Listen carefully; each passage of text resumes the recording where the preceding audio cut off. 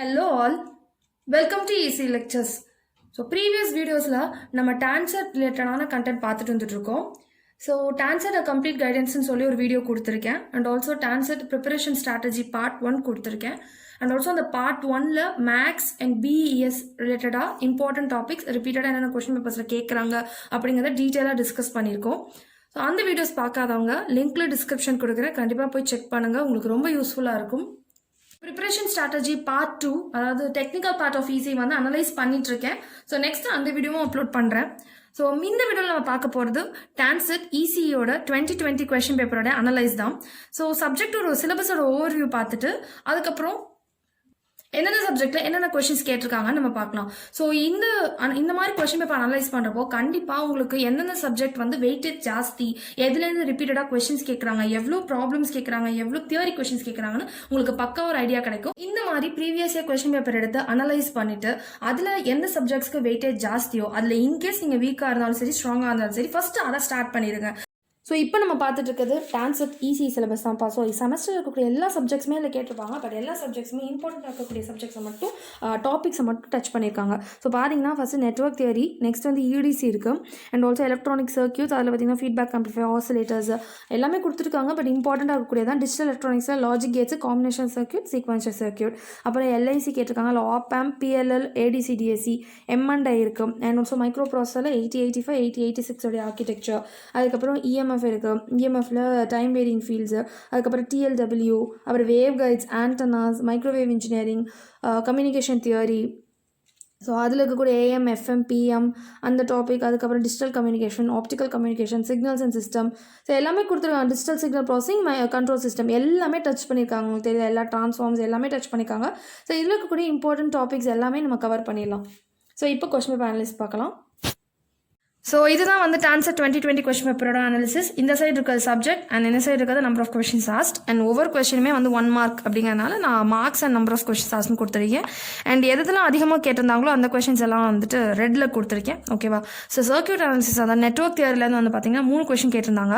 So EDCலேருந்து வந்து 7 question கேட்டிருந்தாங்க, micro ப்ராசஸர்லேருந்து 3 கொஸ்டின் அண்ட் டிஜிட்டல்ஸ்லேருந்து 4 கொஸ்டின் அண்ட் LIC அதாவது லீனியர் இன்டெகிரேட்டட் சர்க்யூட்லேருந்து 6 கொஸ்டின்ஸ் கேட்டிருந்தாங்க. EMFலேருந்து பார்த்தீங்கன்னா 3 கொஸ்டின்ஸ் கேட்டிருந்தாங்க and transmission lines, wave guides வந்து each 3 questions. So antennas and microwave இதுலேருந்து 3 கொஸ்டின்ஸ், ஆண்டனாஸ்லேருந்து மைக்ரோவேவ்லேருந்து 3 கொஸ்டின்ஸ். ஸோ கம்யூனிகேஷன் தியரிலேருந்து அவ்வளோ கொஸ்டின்ஸ் இல்லை. ஸோ பட் இது வந்து இம்பார்ட்டன்ட் சப்ஜெக்ட்ஸ்.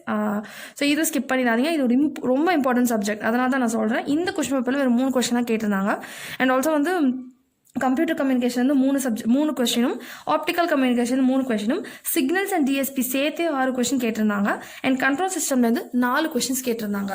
ஸோ இதெல்லாம் தான் வந்து நம்பர் ஆஃப் கொஸ்டின்ஸ் ஆஸ். ஸோ அனாலிசிஸ் பார்க்குறப்போ உங்களுக்கு எந்த சப்ஜெக்ட்லேருந்து எவ்வளோ கொஸ்டின்ஸ் கேட்டிருக்காங்கன்னு ஒரு ஐடியா கிடச்சிருக்கு இல்லையா? ஸோ இப்போயே உங்களுக்கு தெரிஞ்சிருக்கும். So EMF, transmission lines, wave guides இதெல்லாம் கொஞ்சம் ஈஸியாக இருக்கும்ல. இந்த டாபிக்ஸ் கவர் பண்ணிங்கன்னா உங்களுக்கு பாருங்கள் கலெக்டிவாக 9 கொஸ்டின்ஸ் கேட்டிருக்காங்க, 9 மார்க்ஸ் இருக்குது.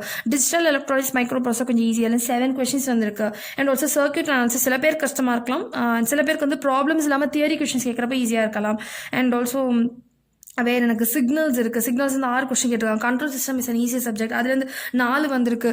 ஸோ வந்து மோஸ்ட்டாக இம்பார்ட்டண்ட்டாக இருக்கக்கூடிய கண்டென்ட் எல்லாம் வந்து நீங்கள் ப்ரிப்பேர் பண்ண ஆரம்பிச்சிருங்க டாப்பிக்லேருந்து. இது கொஸ்டின் பேப்பரில் எவ்வளோ ப்ராப்ளம்ஸ் கேட்டிருந்தாங்க, எவ்வளோ தியரி கொஸ்டின்ஸ் கேட்டிருந்தாங்க நம்ம பார்க்கலாம்.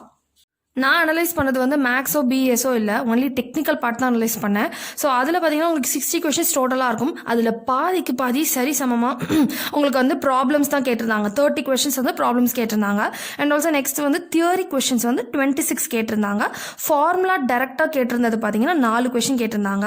ஸோ வந்து நீங்கள் எவ்வளோ இம்பார்ட்டன்ஸ் ப்ராப்ளம்ஸ் கொடுக்குறீங்களோ அந்த அளவுக்கு தியரிக்கும் கொடுங்க. ஏன்னா தியரிலையும் வந்து கண்டிப்பாக கொஸ்டின்ஸ் இருக்கும். நம்ம தமிழ்நாடு பேஸில் வந்து நிறைய ப்ராப்ளம்ஸ் கேட்க மாட்டாங்க.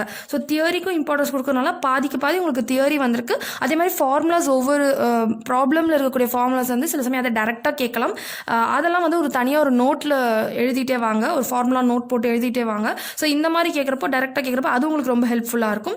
அண்ட் ஆல்சோ நெக்ஸ்ட் பார்த்தீங்கன்னா அந்த ப்ராப்ளம்ஸ் வந்து நம்ம பயப்பட தேவையில்லை. அதில் கேட்டில் கேட்ட கொஸ்டின்ஸை தான் வந்து ரிப்பீட்டடாக மோஸ்ட்லி கேட்டிருப்பாங்க. அது ஒரு சப்செட் ஆஃப் கேட் கொஸ்டின்ஸ் தான் வந்து Tancet கொஸ்டின்ஸாக இருக்க போகுது. ஸோ வந்து இதுதான் வந்து numerical and theory and formula based questions கேட்டிருந்தது. ஸோ இப்போ உங்களுக்கு வந்து ஒரு அனாலிசிஸ் கிடச்சிருக்கும்னு நினைக்கிறேன், எவ்வளோ ப்ராப்ளம்ஸ் கேட்குறாங்க, எவ்வளோ தியரி கொஸ்டின்ஸ் கேட்குறாங்கன்னு. வீடியோட எண்டுக்கு வந்தாச்சு. இந்த வீடியோவில் நம்ம 2020 கொஷின் பேப்பரில் என்னென்ன கொஷின்ஸ் எந்தெந்த சப்ஜெக்டில் எவ்வளோ கேட்டிருந்தாங்கன்னு தெரிஞ்சிருக்கும். அண்ட் ஆல்சோ எவ்வளோ ப்ராப்ளம்ஸ் கேட்டிருந்தாங்க, எவ்வளோ தியரி கொஷின்ஸ் கேட்டிருக்காங்க அப்படிங்கிறது ஒரு ஐடியா கிடச்சிருக்கும் நம்புறேன். ஸோ இந்த வீடியோ உங்களுக்கு யூஸ்ஃபுல்லாக இருந்துச்சு அப்படின்னா கண்டிப்பாக உங்கள் ஃப்ரெண்ட்ஸுக்கும் ஷேர் பண்ணுங்கள், லைக் பண்ணுங்கள். அண்ட் இது மாதிரி நிறைய யூஸ்ஃபுல்லான வீடியோஸ் கண்டிப்பாக நெக்ஸ்ட் வரும். So subscribe to ECE lectures. Thank you for watching.